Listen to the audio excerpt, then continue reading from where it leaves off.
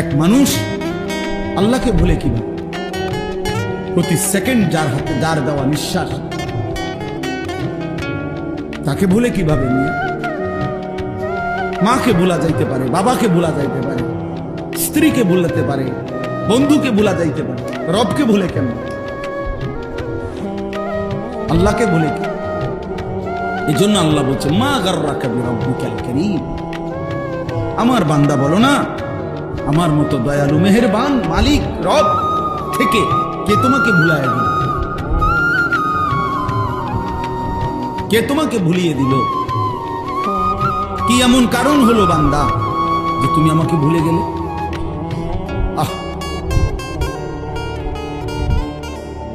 আল্লাহ, এজন্য ফিকির করে, কেন নামাজ পড়বে, কেন আল্লাহকে ডাকবে, একটা বার মালিকের নাম, শুধু এই ফালতু কথা, শুধু গল্প।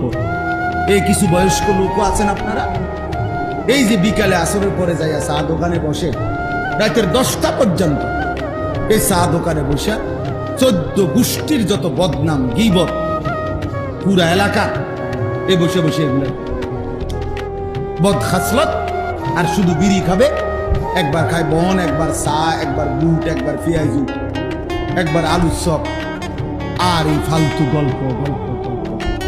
কি বলেন এগুলো?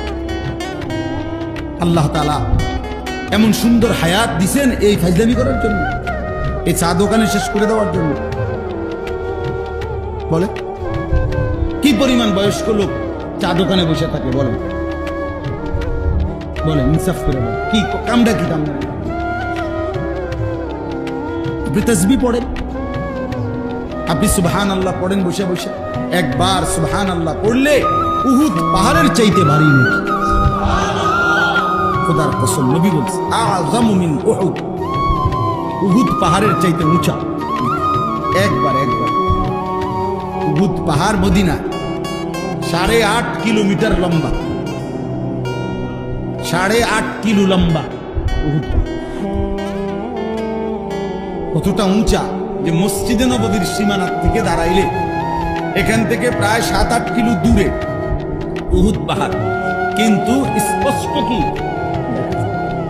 কতটা উঁচু, এত সুন্দর পরিষ্কার দেখা যায় পাহাড়, এত ভারী উহুদ পাহাড়।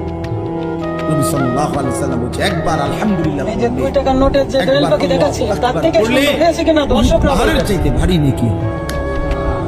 100 বার কেউ সুবহানাল্লাহ পড়লে, ঠিক আছে, নবীজি সাল্লাল্লাহু আলাইহি ওয়াসাল্লাম বলেছে